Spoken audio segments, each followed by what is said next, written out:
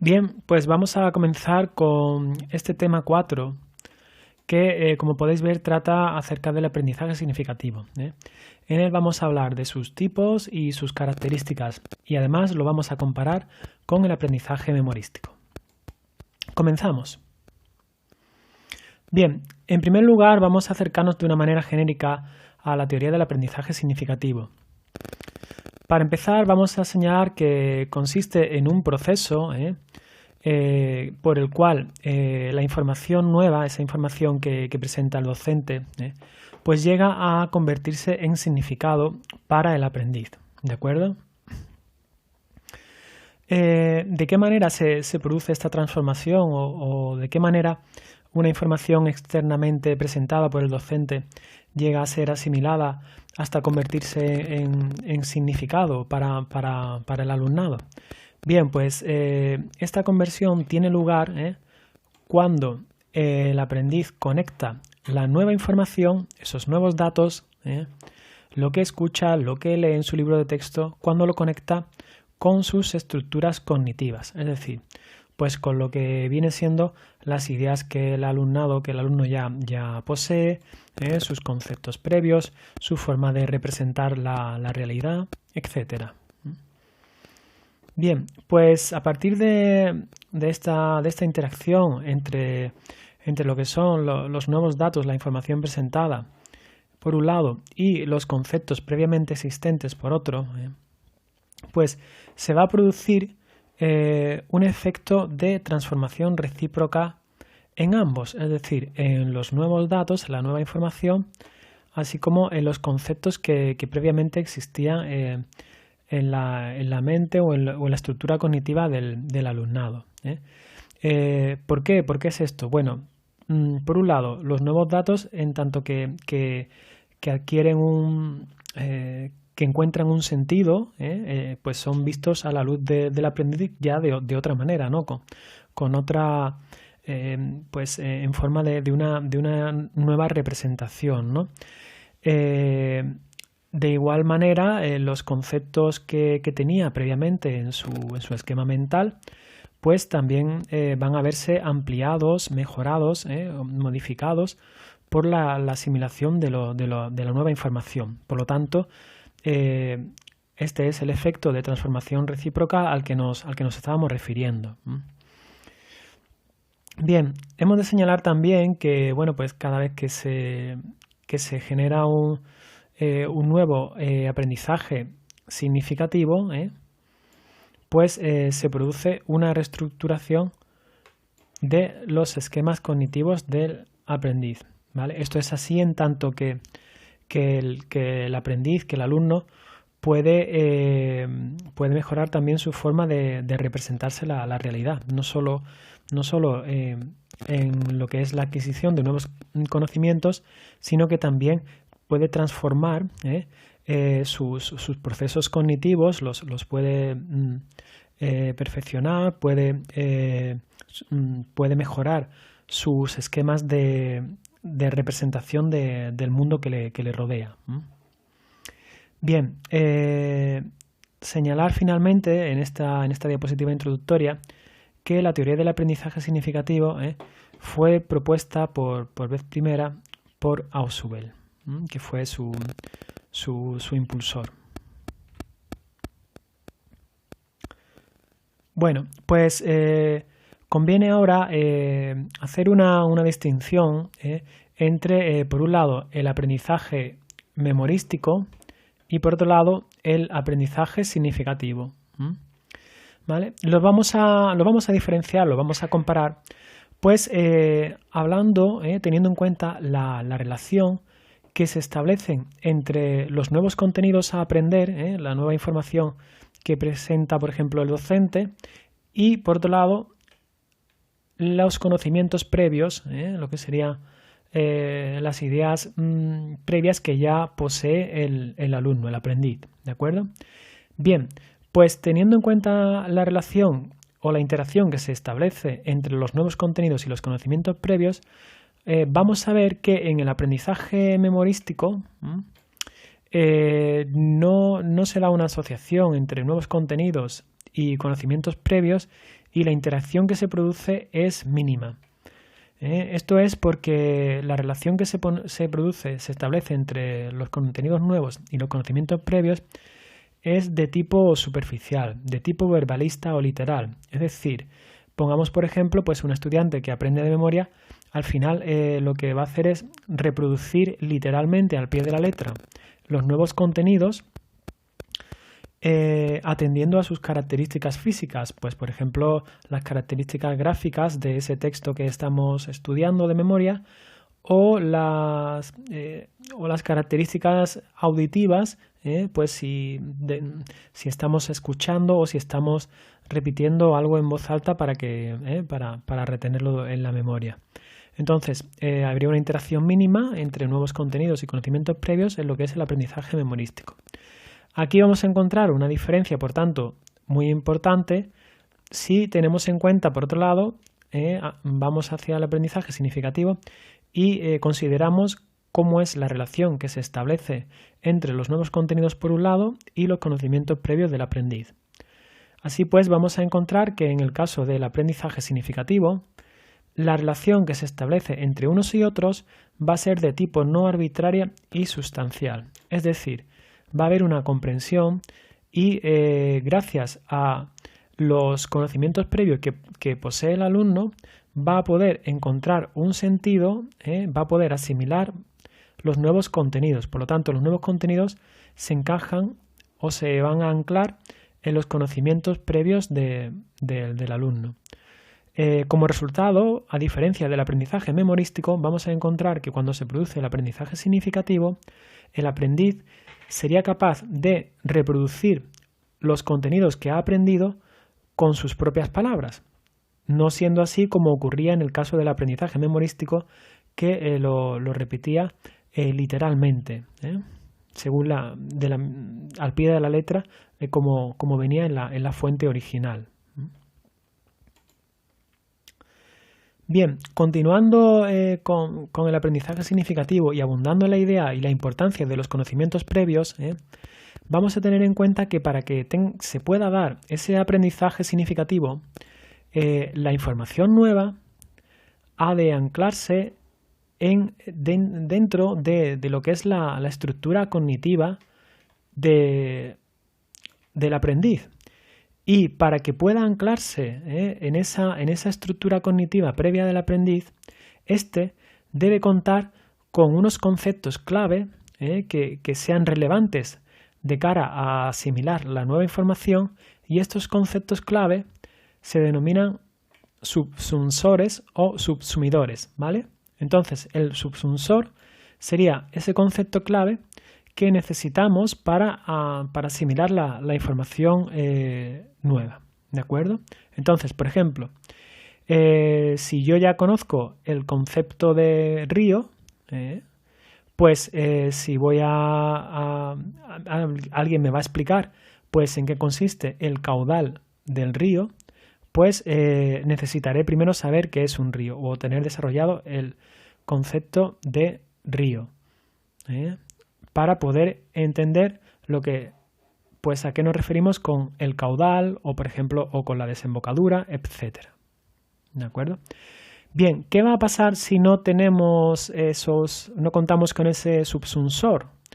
¿Qué pasa si no tenemos ese concepto clave asimilado de manera previa en el que va a encajar la información o en el que se va a insertar la información nueva? Bien, pues en este caso al aprendiz no le quedaría otro remedio que realizar un aprendizaje memorístico, ¿vale? Puesto que la información nueva no se puede anclar ya que no existe el subsunsor dentro de la estructura cognitiva de dicho alumno. Bien, vamos a seguir comparando aspectos diferenciales entre el aprendizaje significativo y el aprendizaje memorístico. Vamos a hacerlo teniendo en cuenta unas dimensiones fundamentalmente. Por un lado, ¿quién sería el protagonista del proceso de enseñanza-aprendizaje? Por otro lado, ¿cuál es el papel que tiene el alumnado? y por otro lado, de qué manera se abordan los conocimientos. Bien, pues vamos allá. Con respecto al aprendizaje memorístico, vamos a encontrar que el protagonismo del proceso de enseñanza y aprendizaje va a recaer totalmente en el profesorado. Es decir, el profesorado es el experto, es quien tiene todos los conocimientos y quien controla toda la actividad de enseñanza y aprendizaje que tiene lugar en el aula, ¿vale? Así pues, en consonancia, pues el alumnado va a quedar relegado con un papel pasivo. Su rol va a quedar limitado, reducido a reproducir o repetir ese conocimiento que le transmite el profesor, ¿vale? Se encarga de repetir o reproducir esa información facilitada por el profesor. Bien, en ese sentido y también en concordancia, pues vamos a encontrar que los conocimientos se van a abordar con independencia del alumnado, es decir, sin tener en cuenta sus características, sus expectativas o sus diferencias, por ejemplo, en cuanto a ritmos de aprendizaje. Por otro lado, atendiendo al aprendizaje significativo, vamos a encontrar que el protagonismo del proceso de enseñanza-aprendizaje va a recaer en esta ocasión en el alumnado y sus procesos mentales, es decir, su actividad mental, ¿vale? En tanto en cuanto, pues va a ser el responsable de conectar la nueva información con sus estructuras cognitivas que posee de forma previa. Entonces, esto nos lleva a señalar que el alumnado, en la concepción del aprendizaje significativo, va a adquirir un papel activo. Como decimos, en tanto que es quien construye sus conocimientos, ¿vale? Esta es una idea directamente relacionada con la corriente epistemológica del constructivismo, que señala que cada persona elabora de manera activa e individualizada sus conocimientos, construye sus conocimientos atendiendo a sus expectativas, sus intereses, motivaciones, conocimientos previos, etcétera, etcétera. Bien, dicho esto, ¿qué rol va a adquirir el profesorado? Bueno, pues el profesorado va a ser el encargado de mediar y facilitar que el alumnado relacione de forma significativa pues esa información nueva que éste le facilita con sus conocimientos previos, ¿de acuerdo? Entonces, el profesorado se encargará de dinamizar, de programar actividades que faciliten que el alumnado asimile la información nueva en sus esquemas de conocimientos previos. Por lo tanto, esto nos lleva al siguiente punto. Los contenidos que se enseñan deben estar adaptados a los conocimientos de los que parte el aprendiz. ¿De acuerdo? Es decir, debemos tener en cuenta qué es lo que sabe para empezar a enseñarle a partir de ahí y que siga el alumnado pues ampliando y perfeccionando sus esquemas de conocimiento, su estructura cognitiva. Bien, entramos ahora en otro apartado en el que nos vamos a ocupar de exponer cuáles son los requisitos que deben darse para que tenga lugar un aprendizaje significativo. Bien, vamos a encontrar 3 requisitos fundamentales y vamos a comenzar con el primero de ellos. El primero sería el denominado como significatividad lógica. Es decir, que el material a enseñar o los contenidos a transmitir al alumnado por parte de su profesor deben presentarse de manera que tengan una organización coherente. ¿De acuerdo? ¿Y cómo se consigue que tenga una organización coherente? ¿Cómo se consigue que tenga significatividad lógica? Bueno, pues presentando el material con definiciones precisas, que no tengan ambigüedades, que no se presten a confusión por parte del aprendiz, pero también gestionando la información atendiendo a la evolución del proceso de aprendizaje, es decir, que la forma en la que se presenta la información, el material a estudiar, a aprender, tiene que adecuarse a la fase de aprendizaje, o lo que es lo mismo, dependiendo de que estemos en el momento de adquisición de contenidos, o bien en una fase de consolidación, o sea el momento de repasar, ¿vale? Así pues, no será igual la forma de administrar o pautar la información cuando estamos en la fase de toma de contacto inicial, de adquisición, ¿de acuerdo? O cuando ya entramos en una mayor profundidad porque estamos en la fase de consolidación, con más datos, con mayor nivel de análisis, o finalmente cuando estamos en la fase de repaso, en la cual podemos apelar a las ideas clave que hemos señalado anteriormente, a modo de pues que se tengan presente, que no se olviden, etcétera. También para que tengamos en cuenta, para que el material tenga significatividad lógica, debe estar estructurado de manera que, bueno, pues que permita el análisis reflexivo, que permita comparar, que permita clasificar, que permita realizar un análisis. Y por último, también será necesario para que el material sea presentado con significatividad lógica, pues que adecuemos como profesores las estrategias de enseñanza con la idiosincrasia, con la peculiaridad de la disciplina que estemos impartiendo, con la asignatura que estemos impartiendo, ¿vale? De esa manera, si estamos trabajando con contenidos pues, de las ciencias físicas, matemáticas, ciencias experimentales, pues podemos plantear problemas, retos que estimulen al alumnado, trabajar con algoritmos, etcétera.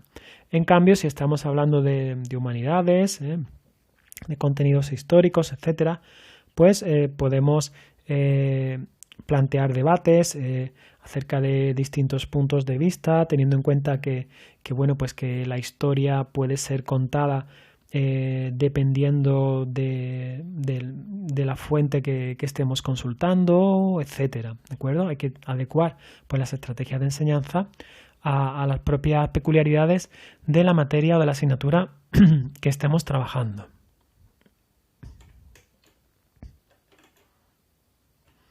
Bien, en cuanto a otro requisito para el aprendizaje significativo, vamos a detenernos ahora en lo que sería la significatividad psicológica. ¿A qué nos estamos refiriendo? Bien, pues para que podamos hablar de significatividad psicológica, simplemente estamos haciendo referencia a algo que ya hemos comentado con anterioridad. Nos referimos a que el alumnado debe poseer los conocimientos que se necesitan para poder conectar la información nueva, ¿de acuerdo? Eso es lo que decíamos antes con el ejemplo del concepto de río y tener asimilado el concepto de río y poder así comprender pues a qué nos referimos con el caudal. Bien, por lo tanto, el hecho de que hablemos de significatividad psicológica nos lleva al hecho de que sea posible, por tanto, de acuerdo con lo anterior, construir una relación sustantiva, es decir, con lo contrario de superficial, entre los datos nuevos y los conceptos previos, es decir, una relación sustantiva de significado, en la que partiendo de los conceptos previos, el alumnado, el aprendiz, pueda encontrar un sentido, pueda dar un sentido a esa información nueva, asimilándola e incorporándola o integrándola a sus esquemas de conocimiento previo, ¿de acuerdo? Y siendo así capaz de exponer esa información nueva, pero con sus propias palabras. Y por último, vamos a hablar de motivación. La motivación también es un aspecto, es un requisito para que tenga lugar el aprendizaje significativo, porque, claro está, el aprendiz debe asumir una predisposición favorable hacia el aprendizaje. Es decir, el aprendiz debe estar motivado. De ahí la importancia del docente como dinamizador, ¿vale? Para motivar, para animar al aprendiz a realizar pues su aprendizaje. Bien, ahora pasamos a un nuevo apartado en el que vamos a describir cuáles son los tipos de aprendizaje significativos. Vamos a empezar por el más básico de todos ellos. Es el aprendizaje de representaciones, ¿de acuerdo? Bueno, pues ¿cuándo tiene lugar este aprendizaje significativo de representaciones? Bueno, pues se produce cuando se equipara en significado a uno o más símbolos arbitrarios concretos con su referente. Este referente puede ser un evento, un objeto, un concepto, ¿vale? Es decir, que el aprendizaje de representaciones va a tener lugar cuando el aprendiz encuentra una equivalencia de significado entre un símbolo arbitrario, como por ejemplo una palabra, la grafía de una palabra, ¿vale? Cuando encuentra esa equivalencia, ¿vale? Tenemos aquí, ponemos ese símbolo arbitrario, que puede ser la palabra, cuando equipara en significado a una palabra con el evento, el objeto o el concepto al que se refiere, ¿vale? Vamos a verlo con un ejemplo. Cuando el niño aprende que el significado de la grafía, de la palabra chupete, representa lo mismo, representa la misma realidad que ese objeto que él está percibiendo, es decir, ese chupete que él está percibiendo, pues entonces el niño está construyendo una relación de equivalencia en sus esquemas de conocimiento. ¿Equivalencia en cuanto a qué? Equivalencia en cuanto a significado. Es decir, tiene el mismo significado esa grafía, esa palabra, el sonido de esa palabra, el nombre, chupete, ¿vale? Con ese objeto que está percibiendo, ¿vale? Con ese objeto pues, que se está introduciendo en la boca, por ejemplo. ¿De acuerdo? Bien, en segundo lugar tenemos el aprendizaje de conceptos. Bien, partimos de la definición de que el concepto pues, puede ser un objeto, un evento, una circunstancia que va a reunir unas propiedades comunes y que nos referimos al concepto pues mediante un símbolo o un signo, ¿vale? Por ejemplo, pues una palabra. ¿Vale? Pues el concepto de automóvil pues define a algo que, define en este caso a un objeto que reúne una serie de propiedades comunes, pues que tiene, pues sirve para desplazarse, que requiere una fuente de energía para realizar su movimiento, ¿de acuerdo?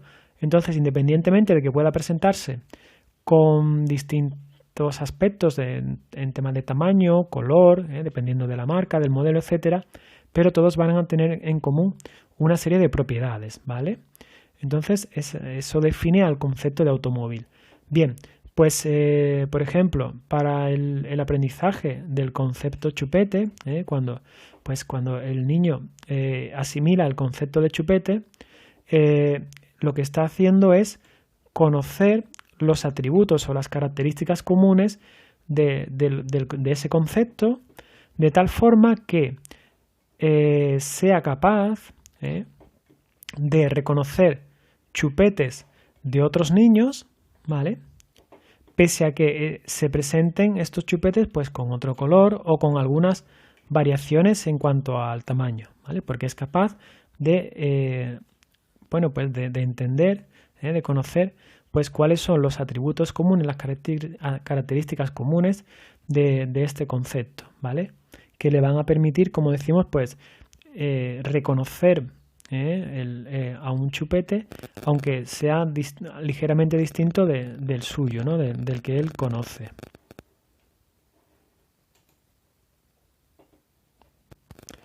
Bien, finalmente vamos a ver el tipo de aprendizaje significativo de mayor complejidad. Es el aprendizaje de proposiciones, ¿de acuerdo?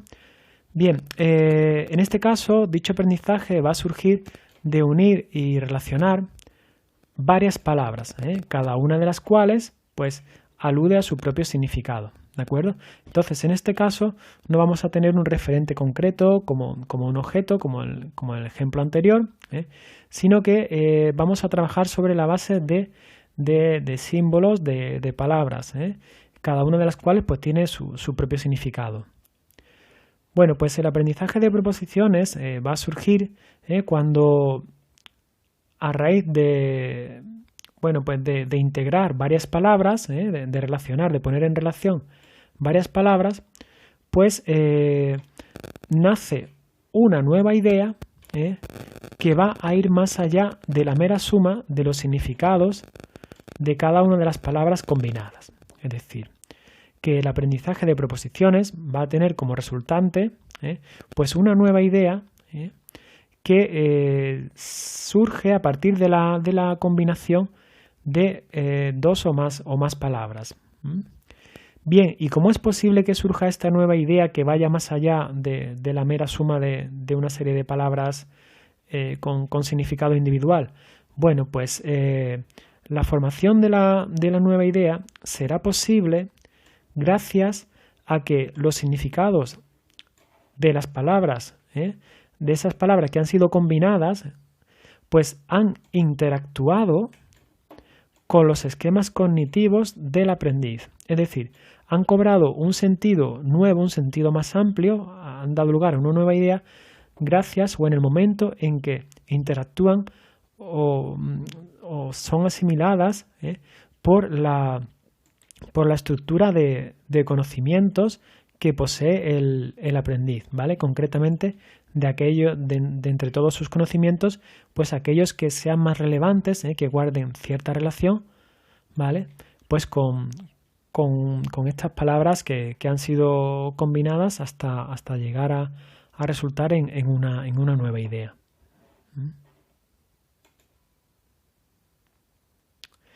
Bien, y por último, para ir terminando, vamos a detenernos en algunas críticas que se han formulado de cara a, bueno, pues a limitaciones que puedan encerrarse dentro del concepto de aprendizaje significativo. Bien, en primer lugar señalaremos que esta teoría del aprendizaje significativo no tiene en cuenta los factores socioculturales que rodean al aprendiz, es decir, pues si crece en un entorno de desarrollo estimulante o es un entorno empobrecido en el que tiene menos oportunidades para aprender, para realizar aprendizajes, para adquirir conocimientos, ¿de acuerdo? Bien, otra de las críticas que se le han hecho a la teoría del aprendizaje significativo, pues sería que el hecho de que de acuerdo con los planteamientos de la misma, pues no todos van a llegar a los máximos resultados, no todos los aprendices van a llegar a los máximos resultados. ¿Por qué? Porque, como es obvio, y también teniendo en cuenta el punto anterior, pues no todos van a partir del mismo nivel de conocimientos previos, porque aquellos que hayan crecido en entornos socioculturales más desfavorecidos, pues tendrán unos conocimientos previos más rudimentarios, más limitados, más elementales. Entonces, si la teoría del aprendizaje significativo propone partir del nivel de conocimientos previo del alumno, pues aquellos que tienen un nivel de conocimiento previo más básico, más bajo, pues no van a llegar tan alto como otros que hayan crecido en unos entornos más favorecidos y gracias a lo cual pues tengan conocimientos previos también más altos y más desarrollados. Así pues, esto da lugar al siguiente punto, que es otra crítica, pues que el alumnado con menos oportunidades desde el punto de vista contextual, pues siempre se mantendrá en una posición de desventaja con respecto a los que han crecido en contextos más favorecidos. ¿De acuerdo? Bien, así pues, por último, para terminar, con respecto a estas críticas, pues se han planteado desde la teoría de lo que sería el aprendizaje dialógico, pues se han planteado metodologías que tratan de superar estas limitaciones, ¿de acuerdo? Por ejemplo, los grupos interactivos heterogéneos, grupos que están formados por alumnos con perfil heterogéneo en cuanto a sus capacidades, que colaboran dialógicamente, colaboran a través de la comunicación, del diálogo, del intercambio comunicativo, en contextos de ayuda mutua, en los cuales pues todos se van a beneficiar de la relación de todos. Este aprendizaje dialógico sí plantea un aprendizaje en términos de máximos iguales para todos. Quien desee conocer más aspectos, más características del aprendizaje dialógico, puesto que conlleva muchos más, un desarrollo mucho más amplio que no vamos a citar aquí, pues le animamos a que siga profundizando en torno a la teoría del aprendizaje dialógico. Bien, pues con esto vamos a dar por finalizado la explicación de este tema, el aprendizaje significativo, un tema que ha tenido una gran repercusión dentro de la psicología de la educación y dentro de la metodología didáctica en general. Y pues bien, llegados a este punto, pues vamos a concluir con este tema.